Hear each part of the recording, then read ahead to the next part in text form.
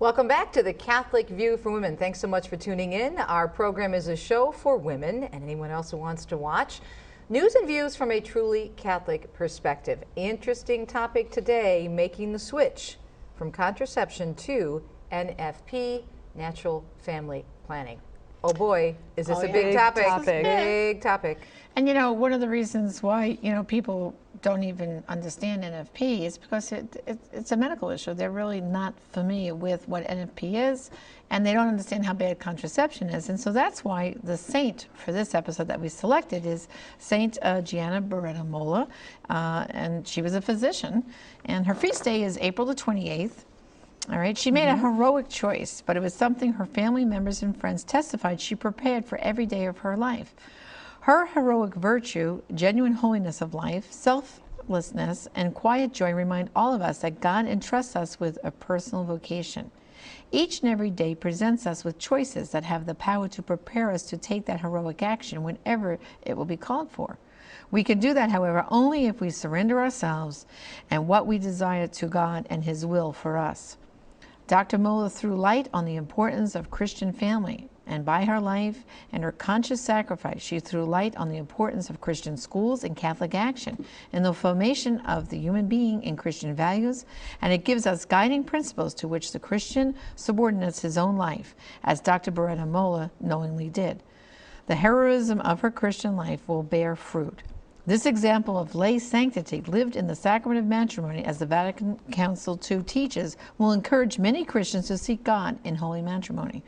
The exemplary fame of Christian conduct lived by Gianna Beretta Molla is valid proof. Not only was she the first married laywoman to be canonized, but also a wife and mother who had a secular profession. And finally, she was a working mom 4 decades ago, when this was very unusual. So she's really a saint of today and a saint for this show because of the fact of we're talking about contraception and NFP, and obviously Gianna Beretta Molla, being a physician, was before it was formally called NFP, was advising that for her patients. Yes, and how wonderful, because each saint we see a little bit of Christ in each saint. They're like, small Christs. And in Gianna Beretta Molla, we see a physician that's really upholding life, and to the point that her own life is called upon. Right. And it reminds me of what Father Frank teaches about, Christ says, "Here is my body," and then feminists say, "Here is my body." Right. But it's contradictory. Yeah, exactly. One is saying, "Here is my body, and I give it as a gift to you," and feminists are saying, "No, I just have my body. Closing themselves in. It's for me." myself." Right. So Gianna literally had the opportunity to lay her life down, for her own child. So she had this ultimate choice, and she chose life for her own child. And every day she prepared for that choice by her life, her joyful witness. And that's one thing that we were talking about in preparation, was to how much she is a pro-life saint, but also just she was alive. She was joyful. She loved so many things that we as Catholics know that we can enjoy as well. And imagine her family. I mean, her husband was there at her canonization, her daughters. I mean, imagine that. And of course, Teresa and I were very fortunate. Recently, we got to go to her hometown and visit with the family outside of Milan. And I mean, what a privilege that was. What a privilege. And what's so beautiful about St. Gianna Beretta Molla is she really encompassed, as you mentioned earlier, the entire Catholic woman, that it's okay in moderation to enjoy life. I mean, she loved sports. She loved clothes. I mean, she was from Milan, the couture capital of the world, for crying out loud. And I had to probably pull Teresa away out of the stores. In now, honor Teresa, of we're our here to saint see for this the show, saints' we had families. to Stay do it. focused. Stay focused. But also, I think what a great example for NFP. And people are saying, well, how does she have NFP? Because of her understanding of embracing this whole encompassing act of love, because that's what NFP is about. In the notes that Father Frank gave us, our spiritual director, he was saying that you have to really truly understand what's at stake here in terms of NFP. Can you share some of the thoughts that Father Frank gave us? Father Frank writes, if people are thinking of natural family planning, NFP, simply as a method to avoid pregnancy, then if they know all the details of how it works, they are misunderstanding it. NFP is a lifestyle, a way of virtue that encompasses the whole reality of the relationship and communication, the trust and responsibility between the spouses. It is a way of life based on the conviction, first of all, that their fulfillment is found in total reliance on God and total giving of self to Him and one another. In that context, they know that they are called to be generous in welcoming life. At the same time, it is an informed and intelligent generosity, and so it allows for evaluating the circumstances to decide whether and when to engage in those actions that may give rise to a new life. In exercising this informed generosity, the spouses realize that fertility itself is a joint reality. It isn't something the woman should be expected to turn on or turn off by some chemical or physical intervention. Moreover, the tracking of fertile periods by NFP is envisioned as joint activity. Let's see when we are fertile. And if the decision is made to abstain during fertile times, this is also a joint decision. But it is not a decision to abstain from love. I love that statement. Yeah, I love that too. In fact, the couple learns to express and experience new manifestations of their love and respect, their communication and communion with each other, including in those times of abstaining. Yeah, and you know, this is the whole thing. You know, what the birth control pill says is, you know, it really devalues the woman in a way, because the husband can basically say, well, let's have sex tonight, tomorrow night. Well, so can the woman say that to the husband. Say that so to the it's husband. It's a vice versa type of quid pro quo it's like, type okay, of a situation. we don't have to worry about getting pregnant.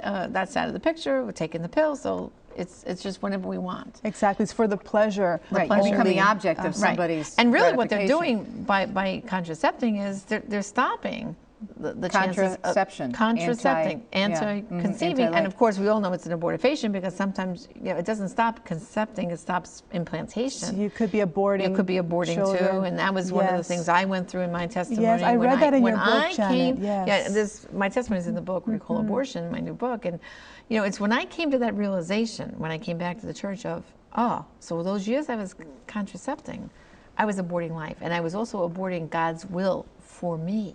See, that's the important thing, is that you're putting your hand up to God and saying, no. Well, you're playing God. Yeah, you're taking control, right? Exactly. Now, recently, Teresa, we spoke to someone about this topic. Yes, and I think it's really important to go out there and get real people and find out their experiences, and that's what we try to do on each show, and whether it's our What Do You Have to Say segment or the individual interviews that we've done. And I was particularly struck by this ministry, and I found out about them when I was giving a talk actually up in Flint, Michigan, at a fashion show for girls. It was a modesty fashion show, and I gave a talk, and these two women approached me afterwards, and they have this ministry, and they've been on with us before in this year's segments. But in particular, one of them did make the switch from contraception to NFP, and now she's teaching. She teaches NFP. Now that's cool, full circle. Yeah, full circle. Not just she practiced NFP, but now she's teaching others about the beauty of it. Sharing. Yeah. And it's interesting that you can be so far off center, away from church teaching, and not only have a reversion to your faith and come back and embrace the teachings, but to want to share those teachings with other women is huge. So let's take a listen to what Cindy has to say from Good Girl Comeback about making the switch from contraception to NFP.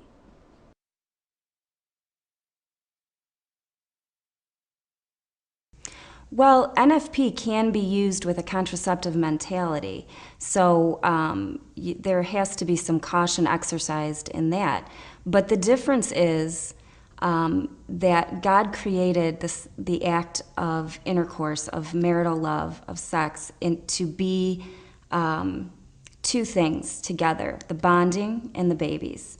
So when you take either of those out of the picture, then you are basically taking what God created and saying, you know, God, I have a better idea. So it also erodes the marriage when you take one of those out of the picture. So what contraception does is it takes the babies out of the picture, and that's the whole contraceptive mentality, is separating babies and sex. And then once you take that out of it, it can erode the marriage, and it doesn't keep God's creation intact.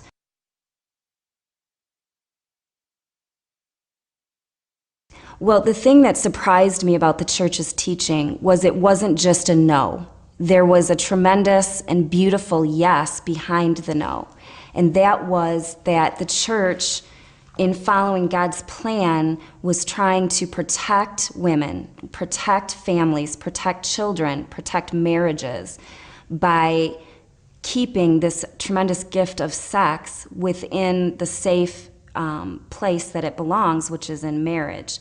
And that all of the don't have sex before you're married, all of that talk was protecting, trying to protect women.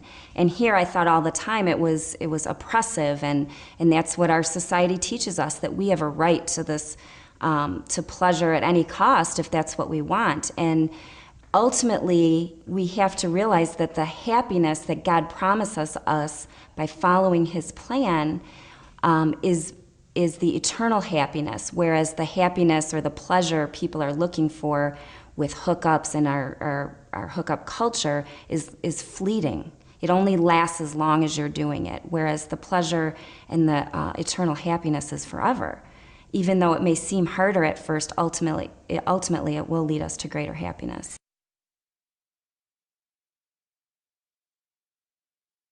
That's where it started, and then it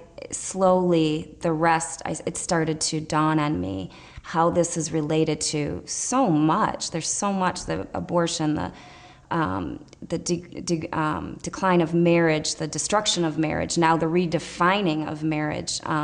All of that, it just slowly became evident to me that this issue is core in our society today. And I just became so grateful at God's mercy for me for forgiving all the things that I had rejected and done wrong, that I just had to start sharing this message because I knew that people need it.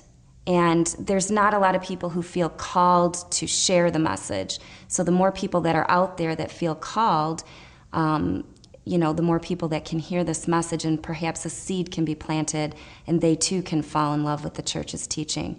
Not for the no on the outside, or not because the church said so, but because it makes sense, it's reasonable, it's ultimately produces happiness and protects marriage and children. I think it's important to have someone like her, because so many of us growing up Catholic are thinking, or may have been, taught incorrectly, that, oh, this is just something the church is, a bunch of men in red hats in Rome are lording over us, and telling us what to do with our bodies. Mm-hmm. Yeah, I mean, it's just the whole concept of the church's teaching. First of all, we've known from the previous shows where we talked about the pew surveys that the women that are in the pews don't really even understand the church's teaching on contraception. So how can you reject what you don't know? Step one is get a mano vitae, as we've been saying, and see what the teaching is that you're saying, oh, no, the church is oppressive and against us. Proof of the church teaching is shown in the wounds of those who reject them. That's right. Mm-hmm. And notice, studies show that couples that contracept have a high rate of divorce. Couples who live together have a high rate of divorce. And NFP couples, very, very low, if any, divorce at all. Couples who practice NFP. And so people that are having these conversions and coming up with these testimonies, in reality, it wasn't that they rejected the teaching. They really didn't even know what it was. So what kind of job are we doing of promoting it? How are we inviting others to practice? Well, we're going to explore that when we come back, because we interviewed my pastor, Monsignor Michael Bulgarin from St. Joan of Arc Parish in the Archdiocese of Detroit, who was also a canon lawyer and an expert in terms of dealing with these issues in the pews in the churches. We'll be right back.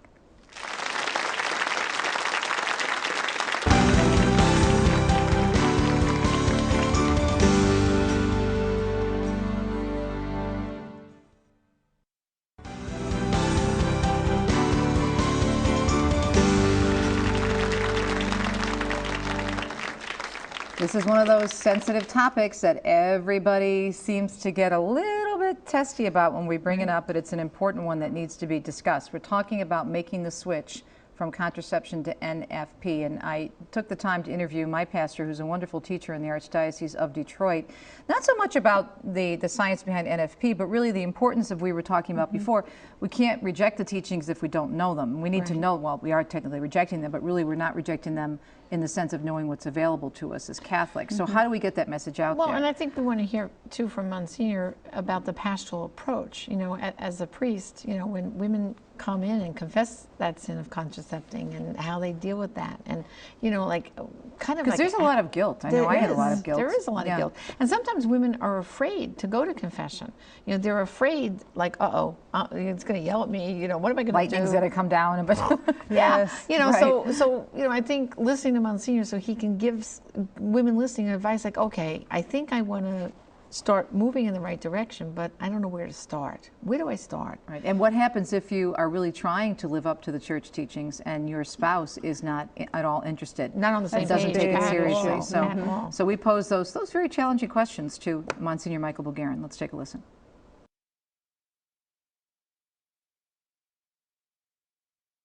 I think they're willing to listen and learn, and again, talk about misconceptions. I look at my young couples when they come for marriage counseling, pre-marriage counseling, and I ask them to go through one of our NFP courses in the Archdiocese, and they say, really? We have to do that? What's NFP? They don't even know what it is, and I think, again, it's education. And my making my couples go gives them the educational experience of what the different methodologies are for NFP. We have learned so much over the last many years, and like you say, it's not just the rhythm method. There's so many other ways to practice natural family planning. And again, it's misconception. It's a lack of knowledge. And how do we get that knowledge out there? Unfortunately, I think today we have to use little sound bites, quick little 3-minute videos that we could just distribute ourselves, that then families can redistribute themselves. I mean, I've got, a parish of 4,000 families, and we only have maybe about 1,500 valid emails on our email distribution list. But that's 1,500 people that if I then encourage them to, why don't you pass this on to your family and friends, let them pass it on. And so, I'm always looking for those small little ways to just, a simple little bait on the end of a fishing line to get them in to understand the topic a little bit more. Lots of misconceptions. We have to teach, we have to preach, we have to, catechize people about the great teachings of the church. And this is, utilizing NFP would be one great example.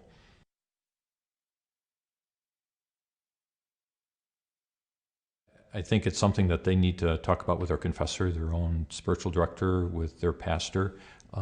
They are trying their best. I think they have to continue to encourage their spouses to practice NFP.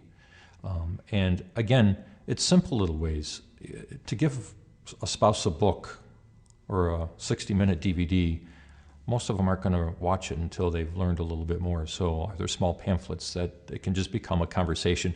Just put it on the dining room table, put it up in the bedroom or something, so it just picked up something that they could read quickly, in the privacy of their own home. And invite them to come to a workshop. Listen, I'm going to this class. Why don't you come along with me? If they say no, keep inviting them. And I think that eventually the persistence scripture gets fulfilled. The persistence will eventually win them over. So never give up hope. I mean, that's the thing that I tell all of my couples. Never give up hope. Continue to try and continue to talk. And utilize your parish priests, utilize the deacons in your parish, the religious that are working in your parish, and seek out their advice too. Maybe go talk as a couple.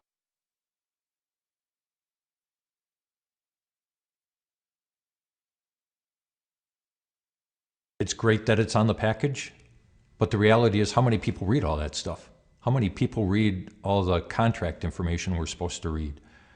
Again, we've become a world of sound bites, So how can we take that message and put it on a quick little sign that maybe I put out on my front, electronic sign in church? How does it become just a simple little thing that I tweet out to my parishioners? Again, it's got to be small little segments to reel them into the teachings of the church. And people are not taking the time to read all that stuff. I mean, it's great that we have this knowledge. It's great that, we want to educate people, but don't put a book in front of them. Don't put a 60-minute DVD in front of them and expect them to be coming running down the door. We've got to start out small, and then you present the book. Then you present, the DVD. The same is true also of couples who are experiencing difficulties in trying to conceive children. There's great resources out there in the Catholic Church to help teach them different ways that are approved methods in the church for the conception of children. And again, I've got to start off with a small little way of inviting them, and then I hand them the book. You know, it's so refreshing to hear Monsignor. You know, it just reminds me back, you know, when I was growing up in the age of when Humanae Vitae first came out, and the dissension in the church at the time, huge. You know, you could go to confession, ladies, on this side of the church, priest would say, you know, using the pill was a sin. On this side, he said, if you had a good reason, you could use it. And I can remember in my pre-Cana class telling the priest that, well, you know, I'm the oldest of 4 children, and I'd just like to delay starting. Oh, that's a good reason, good reason. It was giving you the blessing to go. But so Monsignor was so clear. Right. It's just such a breath of fresh air to hear a priest standing up and saying, okay, but in a pastoral way, as a good shepherd, but at the same time, not muddying the waters, but telling us the truth. That's what we need. Women are hungry to hear the truth. I really believe that. Right. And I think if more priests were like Monsignor Begarin, and of course like Father Pavone, you know, we wouldn't have as much trouble. And we know from the Pew survey, where did over 73% of them get their information from the homilies? So if they're not hearing it from the trusted shepherds, where are they going to hear the truth? Because the secular media is saying how great contraception is. I think if they know that this is bad for them, that going down this route is bad always. First and foremost, your soul is at stake here, because this is an intrinsic evil according to church teaching. But also what you will find with the church, and this is what I found in my own research and my own reversion, is that the church is doing this because this is what's best for you, not because it's trying to punish you. That's right. Or Benedict XVI, one of my Catholic rock stars, as you guys know, I just think the world of his writings. And he said, shortly after he began his pontificate, he said, God is not a series of no's, but a big yes to love and to life. And George Weigel had a great quote during the interregnum, right before Pope Francis was elevated to the position of the new pontiff. And George Weigel was interviewed by MSNBC, and the network were saying, oh, well, the church is the usual. They got to change on contraception, change on abortion, change on the gay marriage thing. And George said, you know, truth cannot change. And when the church says no, it's usually because it leads to an elevated yes. And I thought, wow, what a great quote. Good answer. Isn't that great? Yes, absolutely. And, you know, we could also, of course, pray for more priests and bishops and monsignors to promote NFP, but also I think us lay people, we have to also see how we can support this outreach for natural family planning.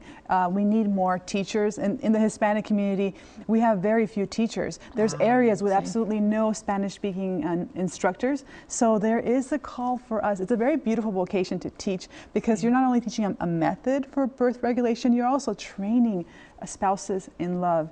And I like